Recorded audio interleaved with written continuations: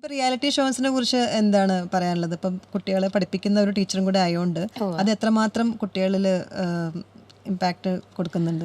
അവർക്ക് നല്ലൊരു പ്ലാറ്റ്ഫോമാണ് തീർച്ചയായിട്ടും. പെട്ടെന്ന് പോപ്പുലർ ആവാനും അതുപോലെ അവരുടെ നല്ല കഴിവുകളെ അവർക്ക് ഒന്ന് എക്സ്പോസ് ചെയ്യാനൊരു നല്ല പ്ലാറ്റ്ഫോമാണ്. നമ്മുടെയൊക്കെ ചെറുപ്പത്തിലെ നമുക്ക് കിട്ടാതെ പോയൊരു കാര്യമാണല്ലോ. പിന്നെ അവർക്ക് അവിടെ നല്ലൊരു ഗ്രൂമിങ് കിട്ടുന്നുണ്ട്. അപ്പം അതിൻ്റെ ഒരു മെച്ചം അല്ലെങ്കിൽ ആ ഒരു റെൻഡറിങ്ങിലുള്ള അവരുടെ ഒരു നല്ലൊരു ഇമ്പ്രൂവ്മെൻ്റ് അവർക്കും അവരുടെ കഴിവുകളിൽ കിട്ടുന്നുണ്ട്. അപ്പോൾ അതൊരു നല്ല ഒരു കാര്യമായിട്ട് തോന്നണു. പിന്നെ കുറേയും ചിലവരെന്ന് വെച്ചാൽ ഞാൻ കണ്ടെടുത്തോളം അത് ജനറേഷൻ്റെ വ്യത്യാസമാണോ എന്ന് എനിക്കറിയില്ല. ഇപ്പോൾ ഞാൻ സ്കൂളിൽ പഠിപ്പിക്കുമ്പോൾ എനിക്കത് ഫീൽ ചെയ്യാറുണ്ട്.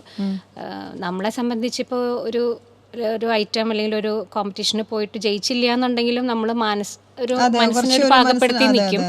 ഇപ്പം എല്ലാവരും അങ്ങനെയാണെന്നല്ല, ചിലവരൊക്കെ ആ സമയം അയ്യോ എനിക്ക് കിട്ടിയില്ലല്ലോ എന്നുള്ള രീതിയിൽ അങ്ങ് തകർന്നു പോകുന്ന ഒരു രീതി കാണുന്നുണ്ട്. അപ്പം അതൊക്കെ മാത്രം എനിക്ക് അത് നമ്മളൊന്ന് അതെനിക്ക് തോന്നുന്നു ആ ഒരു മൊമെന്റിലാണ് ആ ഒരു ഫെയിലിയർ വരണത്. അല്ലെങ്കിൽ അവരെല്ലാവരും നല്ല പാടുന്ന കുട്ടികളാണ്. പിന്നെ തീർച്ചയായിട്ടും ജഡ്ജ്മെന്റിലാണല്ലോ ചെറിയ ചെറിയ ചെറിയ വ്യത്യാസങ്ങളല്ലേ. ചിലപ്പോൾ അതിൽ വിന്നേഴ്സ് ആവാത്തവരായിരിക്കും പിന്നീട് നല്ലപോലെ തെളിഞ്ഞു വരുന്നത്. അത് എത്രയോ കേസസ് നമ്മൾ കാണുന്നുണ്ട്. വിന്നറായ ആള് ചിലപ്പോ നമുക്ക് പിന്നെ കാണാനും അതല്ലാതെയുള്ളവരൊക്കെ ഒത്തിരി കയറി പോകുന്നുണ്ട്. പിന്നെ ഇപ്പൊ സോഷ്യൽ മീഡിയ പ്ലാറ്റ്ഫോം തന്നെ അവർക്ക് ഓണായിട്ടുള്ള കുറെ ആൽബം പാട്ടുകളൊക്കെ ചെയ്ത് ഇപ്പൊ എനിക്ക് തോന്നുന്നു സ്വന്തമായിട്ട് അങ്ങനെ കഴിവ് തെളിയിക്കാനുള്ള വലിയൊരു പ്ലാറ്റ്ഫോം കൂടി ഉണ്ടല്ലോ.